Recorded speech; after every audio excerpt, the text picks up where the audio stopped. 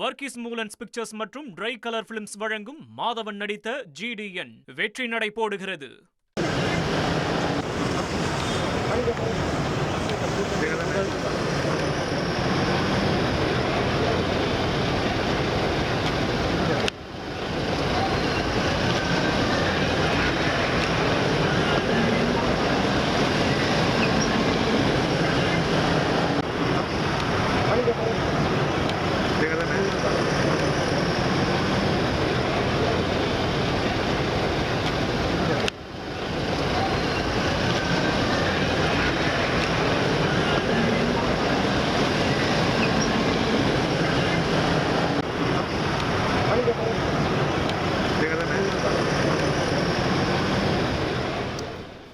நேர்களை நீங்கள் திரையில் பார்க்கக்கூடிய காட்சி தமிழ்நாடு முதலமைச்சர் விஜய் கலைவாணர் அரங்கத்துக்கு வருகை தரக்கூடிய காட்சி. இன்றைக்கி அரசியல் முக்கியத்துவம் வாய்ந்த ஒரு கூட்டத்தை அவர் கூட்டியிருக்கிறார். மத்திய அரசு விரைவில் தொகுதி மறுவரை மசோதாவை கொண்டு வருகிறது அப்படின்னு யூகம் இருக்கக்கூடிய வேளையில் தமிழ்நாடு பாதிக்கப்படும், இந்த மசோதாவில் தமிழக எம்பிக்கள் நிலைப்பாட்டை விவாதிப்பதற்காக தமிழக எம்பிக்கள் கூட்டத்தை கூட்டியிருக்கிறார் தமிழ்நாடு முதலமைச்சர் விஜய். இதில் நிறைய அரசியல் கணக்குகள், அரசியல் முக்கியத்துவங்கள் இதெல்லாம் நிறைந்திருக்கிறது. இந்த கூட்டத்தை நிறைய கட்சிகள் புறக்கணிக்கின்றன, புறக்கணிக்காமல் பங்கேற்கக்கூடிய கட்சிகளும் இருக்கின்றன. தமிழ்நாட்டில் நேர்களே 39 நாடாளுமன்ற மக்களவை எம்பிக்கள், 18 ராஜ்யசபா எம்பிக்கள் அப்படிங்கிற நிலையில் மொத்தமாக 57 எம்பிக்கள் இருக்கக்கூடிய நிலையில் முதலமைச்சர் கூட்டக்கூடிய இந்த கூட்டத்தில் 20 எம்பிக்கள் கிட்டத்தட்ட பங்கேற்கிறாங்க. 36 எம்பிக்கள் புறக்கணிக்கிறாங்க, ஒருவர் பங்கேற்கவில்லை என்று தெரிகிறது. இதில் தாவேகாவோடு ஆட்சியில் துணை நிற்கக்கூடிய கட்சிகளான காங்கிரஸ், CPM, CPI, அவங்களோடு இணைந்திருக்கக்கூடிய மதிமுக, விடுதலை சிறுத்தைகள், IUML ஆகிய கட்சிகளை சேர்ந்த எம்பிக்கள் மட்டுமே பங்கேற்கிறாங்க. திராவிட முன்னேற்றக் கழகமும் அதிமுகவும் புறக்கணிக்கிறது. அதுபோலவே பாட்டாளி மக்கள் கட்சியும் புறக்கணிக்கிறது, தேமுதிகவும் இதில் பங்கேற்கவில்லை என்பது குறிப்பிடத்தக்கது. ஸோ இந்த ஒரு பொலிட்டிக்கல் லைன்ஸ், இந்த பேட்டில் லைன்ஸ் எப்படி தமிழ்நாட்டில் பிரிந்திருக்கிறது என்பதுடைய வழிகாட்டலாக நம்ம பார்க்கின்றோம். இதில் திராவிட முன்னேற்றக் கழகம் காவிரி பிரச்சனைக்கு அனைத்து கட்சி கூட்டத்தை கூட்ட வேண்டும், அதுதான் பிரதானம், நீங்கள் அதை கூட்டினா இதை பற்றி பரிசீலிக்கலான்னு கூறிய நிலையில் திராவிட முன்னேற்றக் கழகம் இந்த கூட்டத்தில் பங்கேற்கவில்லை. காங்கிரஸ் கட்சி உள்ளிட்ட தாவேகாவுடைய தோழமை இயக்கங்கள் திராவிட முன்னேற்றக் கழகம் பாஜக கொண்டு வரக்கூடிய டீலிமிட்டேஷன் மசோதாவை ஆதரிக்க போகிறாங்க, அதனால தான் இந்த நிலைப்பாடு எடுக்கிறாங்க அப்படின்னு இதில் அரசியல் கணக்குகளை சொல்கிறாங்க.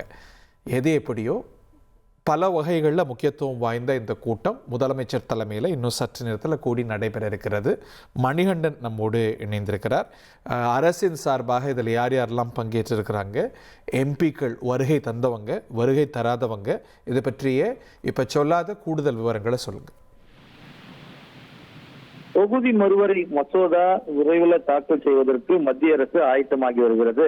இந்த நிலையில ஏற்கனவே தொகுதி மறுவரை குறித்து தமிழக அரசியல் கட்சிகள் அவர்களுடைய நிலைப்பாடுகளை அரசியல் ரீதியில எடுத்திருக்கின்றனர். இருந்தாலும் நாடாளுமன்றத்துல கொண்டு வரும்போது அதற்கு ஆதரிப்பது, எதிர்ப்பது, புறக்கணிப்பது என பல்வேறு நிலைகள் இருக்கிறது. இது தொடர்பாக தமிழகம் ஒருமித்த குரலோடு இந்த தொகுதி மறுவரைய தமிழகத்துக்கு தேவையான உரிமைகளை பறிபோகாத வகையில் இருக்க வேண்டும் என்பதற்காக நாடாளுமன்ற உறுப்பினர்களுடன் ஆலோசனை கூட்டத்தை தமிழ்நாடு முதலமைச்சர் முன்னெடுத்திருக்கிறார். இதற்கான அழைப்பு தலைமைச் செயலாளரிடமிருந்து ஒவ்வொரு நாடாளுமன்ற உறுப்பினர்களுக்கும் தொகுதி மறுவரை மசோதா குறித்து தமிழ்நாடு முதலமைச்சர் தலைமையில் நடைபெறக்கூடிய ஆய்வுக் கூட்டத்தில் கலந்து கொள்ள வேண்டும் என்பதற்காக அந்த மனு என்பது, அந்த கடிதம் என்பது, அழைப்பு கடிதம் விடுக்கப்பட்டுள்ளது. இது வந்து தாவேகா நடத்தக்கூடிய அனைத்து கட்சி எம்பிக்கள் கூட்டம் இல்ல, தமிழ்நாடு அரசு நடத்தக்கூடிய கூட்டம். அதனால தான் இந்த அழைப்பு என்பது தலைமைச் செயலாளர்கிட்ட இருந்து போயிருக்கு இல்லையா?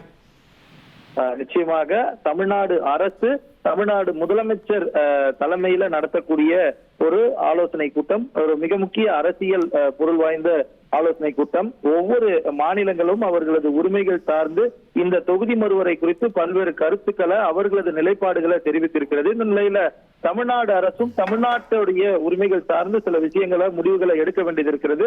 டீலிமிட்டேஷன் மூலமாக தொகுதிகள் குறையக்கூடாது, எந்த அளவுக்கு ஒரு ஈக்குவலான லிமிடேஷனாக இது இருக்க வேண்டும் என்பதுதான் தமிழக வெற்றி கழகத்துடைய நிலைப்பாடாக இருந்தது.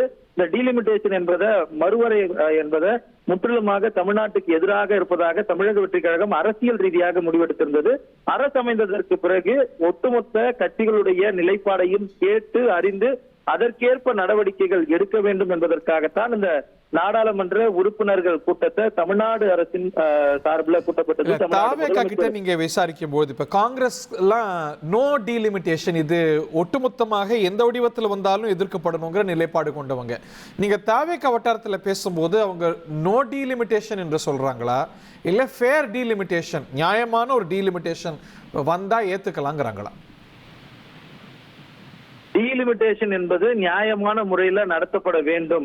அதாவது எப்படி வட மாநிலங்களுக்கு இந்த மக்கள் தொகைக்கு ஏற்ப நாடாளுமன்ற தொகுதிகள் உயர்த்தப்படுகிறதோ அதே போல அனைத்து மாநிலங்களுக்கும், வட மாநிலங்கள் தென் மாநிலங்கள் இல்லாமல் அனைத்து மாநிலங்களுக்கும் ஒரு ஃபேரான டீலிமிட்டேஷன் இருக்க வேண்டும் என்பதுதான் தமிழக வெற்றி கழகத்துடைய நிலைப்பாடு.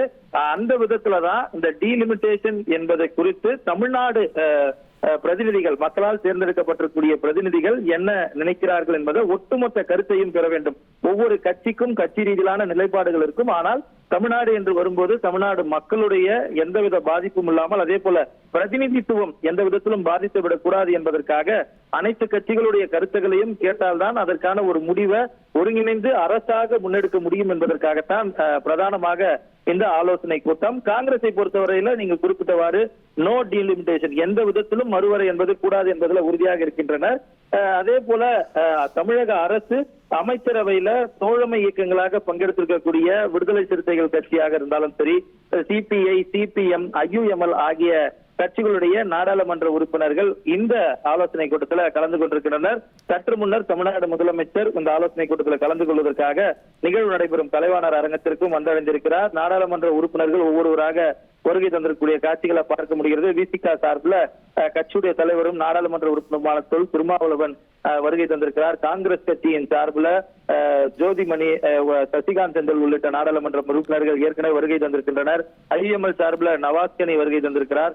காங்கிரசுடைய மூத்த நிர்வாகி, அதே போல நாடாளுமன்ற உறுப்பினர், ஒரு சீனியர் கேடர் ப. சிதம்பரம் ஏற்கனவே முதலமைச்சர் வருகைக்கு முன்பாகவே நிகழ்வுக்கு வந்திருக்கிறார். இது போன்ற மூத்த அரசியல் கட்சி தலைவர்கள் அவர்களது நிலைப்பாட்டை, அவர்களது கருத்துக்களை கேட்டு அரசாக ஒரு சட்ட ரீதியிலான அடுத்த கட்ட முடிவுகளை எடுப்பதற்கும் அடுத்த கட்ட கருத்துக்களை தெரிவிப்பதற்கும் ஏதுவாக இந்த நாடாளுமன்ற உறுப்பினர்கள் கூட்டத்தை கூட்ட தமிழ்நாடு முதலமைச்சர் முடிவு செய்திருந்தார். அந்த அடிப்படையில ஒவ்வொருவருக்கும், ஒவ்வொரு நாடாளுமன்ற உறுப்பினர்களுக்கும், அதாவது கட்சியுடைய தலைமை அலுவலகங்களுக்கு கடிதம் எழுதாமல் தலைமைச் செயலாளர் மூலமாக இந்த இன்வைட் என்பது கொடுக்கப்பட்டிருந்தது. தொகுதி மறுவரை தொடர்பாக தமிழ்நாடு முதலமைச்சர் இந்த கூட்டத்தை கூட்டப் போகிறார். இதுல உங்களது கருத்துக்களை தெரிவிக்க வேண்டும். அதற்காக நேரடியாக எம்பிக்களுக்கு கடிதம் போயிருக்கு இல்லையா தலைமைச் செயலாளர் கிட்ட? தலைமைச் செயலாளரிடமிருந்து ஒவ்வொரு நாடாளுமன்ற உறுப்பினருக்கும் நேரடியாக கடிதம் என்பது மக்களவை உறுப்பினர்கள், ராஜ்யசபா உறுப்பினர்கள், கட்டிங் அக்ராஸ் பார்ட்டி லைன்ஸ், தமிழ்நாட்டை பிரதிநிதித்துவம் செய்யக்கூடிய 2 அவைகளை சேர்ந்த எம்பிக்களுக்கும் இன்வைட் பண்ணியிருக்கிறாங்க. நிச்சயமாக 2 அவைகளை சேர்ந்த உறுப்பினர்களுக்கும் தமிழகத்துடைய பிரதிநிதித்துவத்தை குறித்து பேசக்கூடிய ஒரு மிக முக்கியத்துவம் வாய்ந்த பொருள் குறித்து பேசக்கூடிய இந்த ஆலோசனை கூட்டத்தில் கலந்து கொள்ள கடிதம் என்பது அனுப்பப்பட்டிருக்கிறது. நீங்க பங்கேற்கக்கூடிய எம்பிக்களுடைய லிஸ்ட சொன்னீங்க. Congress, CBI, CPM, Visika, IUML இந்த கட்சிகள்லாம் கலந்துக்கிறாங்க. இதை புறக்கணிக்கக்கூடிய பிரதிநிதித்துவம் இருக்கக்கூடிய எம்பிக்கள் இருக்கக்கூடிய கட்சிகள்லாம் எவை எவை? திமுக, அதிமுக, பாமக, தேமுதிக ஆகிய கட்சிகளுடைய, அதாவது பிரதான எதிர்கட்சியில் இருக்கக்கூடிய எதிர்கட்சியை சேர்ந்த நாடாளுமன்ற உறுப்பினர்கள், சட்ட ராஜ்யசபா, லோக்சபா உறுப்பினர்கள் யாருமே இதுல கலந்து கொள்ளவில்லை. திமுகவை பொறுத்தவரையில ஒரு அந்த கட்சியுடைய பொதுச் செயலாளரும் சரி, அதே போல துணை பொதுச் செயலாளரும் சரி இதுல கலந்து கொள்ளாததுக்கான காரணங்களை பட்டியலிட்டிருக்கின்றனர். சில நிபந்தனைகளும் கூட வைத்திருந்தனர். காவிரி விவகாரம் தற்போது அத்தியாவசிய ஒரு ஜீவாதாரண பிரச்சனையாக இருக்கிறது. இது குறித்து அனைத்து கட்சி கூட்டத்தை நாங்கள் கூட்ட சொல்லி கேட்டிருந்தோம். ஆனால் அது குறித்து பேசாமல் இதற்கு மட்டும் நாடாளுமன்ற உறுப்பினர்கள் கூட்டம் என்பது குறித்த கேள்வியை கட்சியுடைய பொதுச் செயலாளர் துரைமுருகன் முன்வைத்திருந்தார். துணை பொதுச் செயலாளர் அதே போல நாடாளுமன்ற உறுப்பினர் கனிமொழியும் பல்வேறு விஷயங்கள் குறித்து பேசி இதுல திமுக பங்கேற்காது என்பதை நிலைப்பாடாக அவர் தெரிவித்திருந்தார். அதிமுகவை பொறுத்தவரையில தனிப்பட்ட முறையில அழைப்பு விடுக்கப்பட்டிருப்பதை தொடர்ந்து நாடாளுமன்ற உறுப்பினர்கள் கலந்து கொள்ளவில்லை என தெரிவித்திருந்தார். தனிப்பட்ட முறையில் அப்படின்னா கட்சி தலைமைக்கு அழைப்பு விடுக்காம அவங்க மூலமா அழைக்காம நேரடியா எம்பிக்களை தொடர்பு கொள்றதை அவங்க அப்ஜெக்ட் பண்ணியிருக்கிறாங்க. வர்கீஸ் மூலன்ஸ் பிக்சர்ஸ் மற்றும் ட்ரை கலர் பிலிம்ஸ் வழங்கும் மாதவன் நடித்த GDN வெற்றி நடை போடுகிறது.